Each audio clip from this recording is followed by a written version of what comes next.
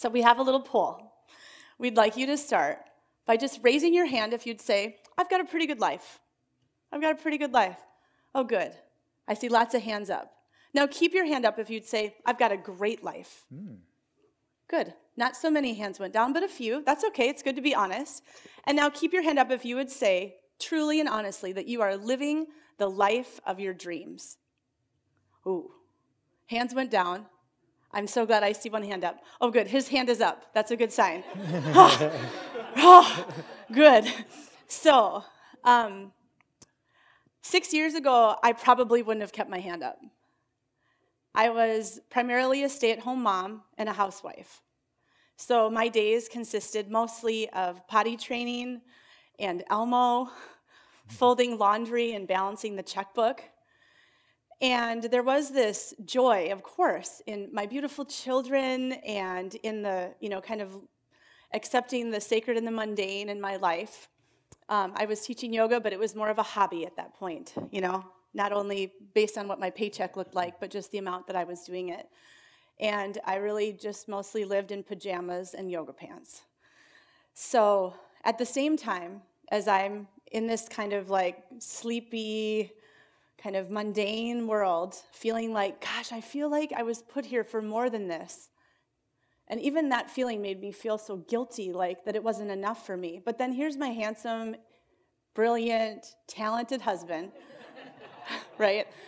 Every morning, waking up with the sound of his alarm, whistling through the house, taking his shower, putting on his fancy work clothes, his tie and his nice blazer and his boots, or his shoes always matched his belt, and his fancy shoes would click on the floor, right? While I'm like feeding a baby or like washing dishes, and he smelled good, and his hair looked nice, and he would leave out that front door every morning with this, steaming cup of coffee and a sense of purpose, and I would just look at him, and and what he was doing in the world, and honestly, I was jealous. I was so jealous, and I resented him because I felt like, because of the role I believed I was meant to play, that it wasn't allowed, that we could both do that he was getting to do what he wanted and I wasn't.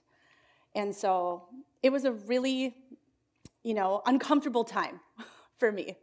Yeah, it's interesting to hear Heather's perspective of my life 6 years ago.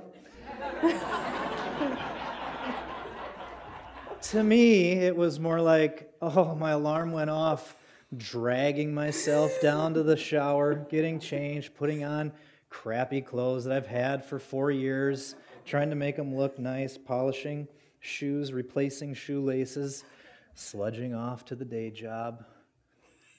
While I left my beautiful wife and our kids at home to enjoy themselves and have this freedom to do whatever they wanted during the day.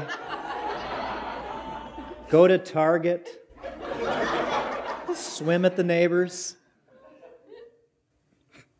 But honestly, 6 years ago, it was pretty good. I had a good job. I was working for a company for 15 years. In fact, it was the only job I'd ever had. Only paycheck I ever collected. Right out of college, I started working. And it got really good because I felt like I was just kind of dragging along in this job, slowly going up the chain, and finally, I got promoted. I got to think maybe I'm going to get to use my creative energy and feel like I'm contributing to this company. And just as quick as I was promoted, I was demoted. And I did not like that. And I woke up one morning and I was like, why does this bother me so much? And it was because I didn't have control over my destiny. And I vowed then and there that I would never put my family or myself in that position again. So I quit. He quit. I quit this job of 15 years where I knew I could just sail along for the next 30, being all handsome and joyful in the morning.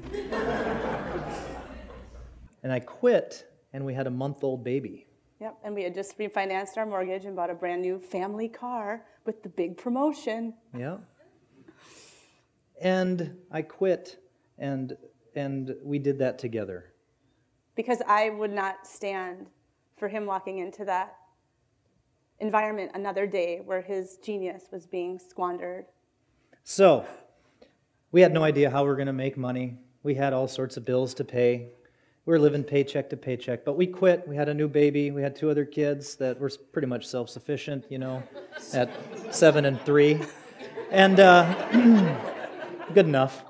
And I decided to start my own business. And immediately, it got even worse. I got sued. There was a big lawsuit that was terrifying and equal parts BS. And we decided to just go through it anyway. So we dug our heels in. I knew there was only one thing I had to do, and that was to create a business that I believed in and figure out somehow to do it. So there was the lawsuit, the deciding to build a business, and the way that I kind of dealt with it was started to really like old fashions, like a lot of them. And to the point where we were not on the same page, to say the least, and could have probably easily went down the path of a divorce. It's true. Our marriage, after making those great courageous leaps, was on the line. Yeah. Fast forward 6 years, here we are, speaking tonight, 2 business owners of successful businesses. We have 3 kids that are thriving, and our marriage is stronger and healthier than it's ever been. It's true. And we can honestly say that we're living the life that we most dreamed of. Not just as, what's really important for me is to be able to do that as individuals, but also as partners and as parents and as stakeholders in our community. How do we do it? Well, the first thing is being brave. What does that mean? The definition of bravery, for me, is this ideal of a soldier or a military person that signs up to go out and protect what we each hold so dearly and fight for people that can't fight for themselves. And when I think of, what does it mean to be brave, I think of a hero. And I think of a superhero. And especially, I think of Wonder Woman. Because when I was a little girl, I watched, Diana of the Amazon with her, lasso of truth and her amazing wristbands that could deflect anything evil.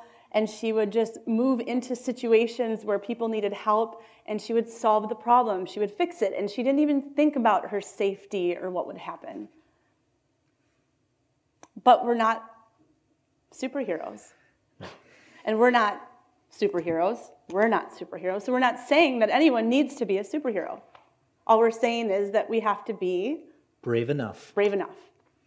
So over the last 6 years, I've noticed a few things on when I was brave enough. And the feeling that always came up for me when I knew something was going to happen or something needed to be done or I needed to have courage or I needed to be brave or brave enough was uneasiness, a little stickiness, a little scariness, unsteadiness. And I can think about a few topics that when I was brave enough to tell my wife that I think I should quit my job and I have no idea what we're going to do, but I think we need to do it. Let's be brave enough to do it.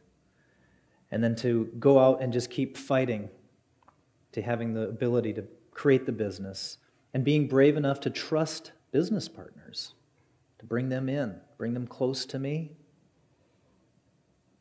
and being brave enough to realize that we were not doing so great,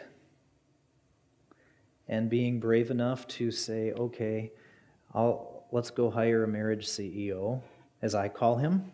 She calls him a therapist, or a love guru. So, yep, love guru. Yoga teacher, right? Yoga teacher, love guru, marriage CEO. And then, eventually, after months and months of going to see this guy, being brave enough to say that was a good idea, babe. And we still see him today. We do. Being brave enough to Listen to my wife a few years ago when she wanted to start her own business. And being brave enough to kind of change my whole perspective of what I needed to be doing in the world to supporting her where I could. And I agree with Brandon when he talks about something about being brave enough is about being uncomfortable. And one of my heroes in the world is Brené Brown. And one of my favorite quotes from Brené Brown is that, and I'm paraphrasing, you can have courage or you can have comfort, but you can't have both, right? And in these last 6 years, we've spent a good part of them uncomfortable for different reasons. And so I really think that part of being brave enough is just being willing to be uncomfortable and even prioritizing discomfort over comfort, right? To say, oh, this makes me uncomfortable, and instead of just immediately backing up, going in and getting curious, like, I wonder why. I wonder why I'm so uncomfortable. Why does this make me uncomfortable? And then, if we were superheroes, we would be fearless, right? And it's just easier. Like Captain America, he doesn't wonder, like, what are the implications of me, like, running at that dinosaur? He just does it. Because he's Captain America, and he knows, like, he can't die. So it's not really realistic for us to be fearless. But maybe if we're brave enough, we could be willing to fail. Because nobody who succeeds big at anything in life did it without failing along the way. There's a really great quote also from a woman that inspires me named Danielle Laporte, and she says, "Who were you before the world told you who you should be?" And so the third thing that I feel is really important when we think about being brave enough is, what is the role that you're playing in your life because you think it's what you should be doing, versus who do you really want to be and what do you actually want to be doing? So I thought that because I was a mom and a wife, I couldn't start my own business. And I lived in that jail that I created for myself for a long time, and it negatively impacted my relationship with my husband because I resented him. But I decided to change my mind. I decided to step outside of the jail. So we can do this. We don't have to be superheroes. Brandon and I, we don't know anything that you don't know. We're not better at anything than you guys are. All you have to do is be brave enough. So how do you do that? Well, maybe why? Why be brave enough? Or how?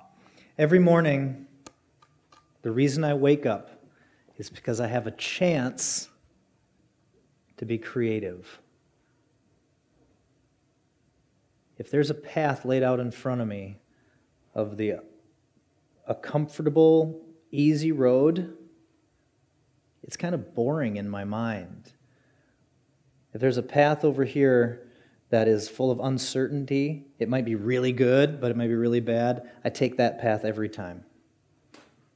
I've realized that the reason that I do what I do on a daily basis is because I love to create things. I love to create stuff that never existed before. Whether it's a relationship, whether it's a song, or a perfectly sculpted prosthetic limb.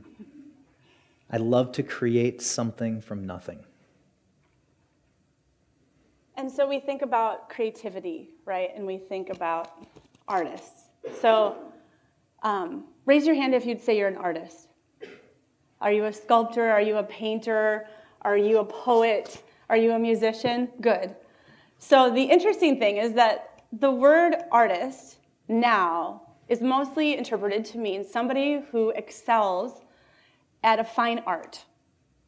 But the original meaning of the word artist was anyone who had mastery over something.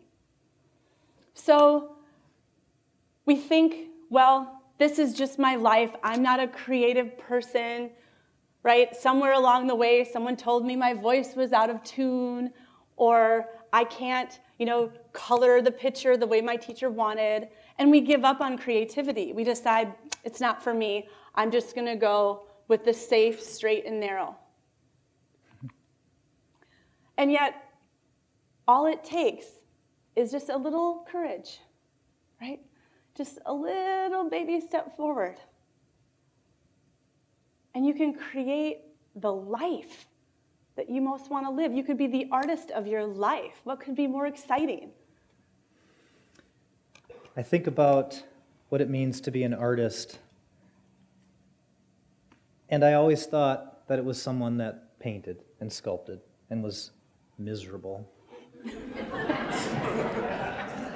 You should hear some of his old songs. Yeah. It's good material, for writing songs, but I was at a friend of mine who's a hand surgeon in town. I was in his office, and I looked and I saw on his desk that he had this little plaque. And it totally changed the way that I viewed what an artist really is. And it said something along the lines of, the person that uses their hands is a laborer. A person that uses their hands and their head is a craftsman. But a person who uses their hands, their head, and their heart is an artist. Isn't that all of us, really? So in the world of yoga, we believe that with every inhale, it's like being born. And with every exhale, we practice dying, letting go. And that means that every single breath that we take is an opportunity to create something new, to create something different. We can all do that with every breath. And so I want to leave you with a quote from the poet Mary Oliver. She says, "Tell me, what is it that you plan to do with this one wild and precious life?" Thank you. Thank you.